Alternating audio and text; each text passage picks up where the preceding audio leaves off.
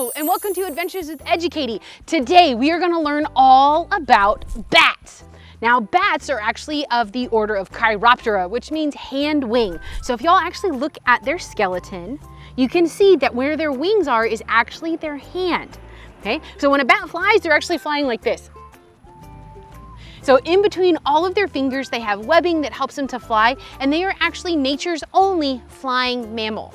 Now, Texas is extremely unique because of the 47 species of bat that are found in the United States, 32 can be found in Texas. So Texas has the most diverse bat population of any other state in the continental United States.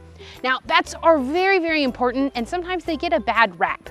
A lot of times people think bats are dirty or unclean, and that's simply not true. Bats are actually very good at helping us out because many of the bats in Texas love to eat insects. They're actually called insectivores. So they will fly around at nighttime and go around and eat as many insects as they possibly can.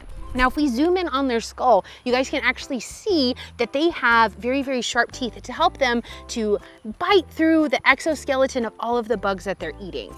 So, like I said, Texas has the most diverse population of bats in the United States, but we also have the largest urban bat colony at the Congress Street Bridge in Austin, Texas. We also have the largest bat colony in the entire world. It's over 15 million Mexican free-tailed bats, and it's at Bracken Cave just outside of San Antonio. So Texas is a really great spot to find bats and observe bats from a distance.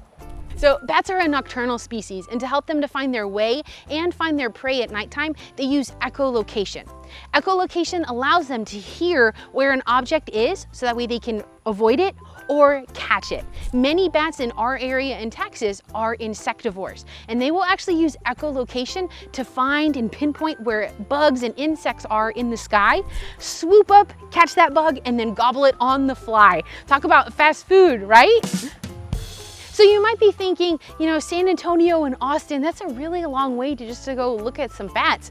But Pearland actually has its own bat colony as well. Just outside the Nature Center on Fight Road, you can actually see an emergence in July and August of our bat colony. It's around 10,000 Mexican free-tailed bats. So if you go at the evening, right as sun is setting, you can actually see those bats fly out. Now, the reason the colony is so big in July and August is because it's a maternal colony. What that means is it's all the females and their babies. So in July and August, the babies are learning how to fly and hunt on their own. So as sun sets, they actually fly out with mom to go find food for the evening, then they'll come back before the sun rises in the morning. So definitely recommend heading to Fight Road to check out our bat colony in Pearland. That's a myth. Bats actually have about the same amount of eyesight as we do in the dark. So that is a myth. They are not blind. That's a myth too. Less than 0.5% of bats have rabies. You're much more likely to contract rabies from your pet cat or dog. That's a myth too. Bats don't get stuck in your hair. They have excellent vision, and they have echolocation to help them avoid you and your flowing locks. Boom! That's a myth too. Of the 1,000 species of bats, only 3 are vampire bats. Many more bats are frugivores, meaning they eat fruit, insectivores, meaning that they eat insects, or nectivores, meaning they eat nectar. So bats in our area are always facing many, many different types of threats. So there are a lot of things you can actually do at home to help bats. One of those is using less pesticides. When you're trying to kill bugs, those bugs are eventually going to get eaten by a bat, and that bat will in turn eat all those pesticides. So if you try to be pesticide free, you can help bats. Another way that you can help bats is by creating natural habitat for them. If you have trees, or specifically palm trees, that have fronds that have fallen down, that's great habitat for bats to get in there and roost. So those palm trees are way up in the air, they're not gonna bother you, they're nice and far away. So if you leave those palm fronds lowered as they naturally fall down, as they would in the wild, the bats will use that as a natural habitat. Now, if you don't have a palm tree, because you have native Texas trees, you can install a bat house on your property. Check with your HOA to make sure that it's acceptable, and if it isn't, then you can talk to your HOA and tell them why it's so important to have bats in your area.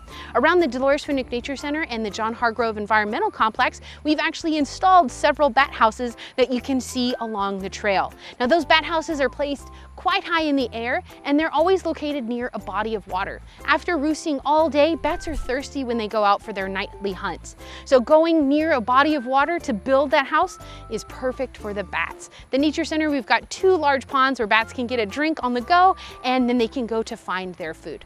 So always be on the lookout for ways that you can help species, and specifically helping bats.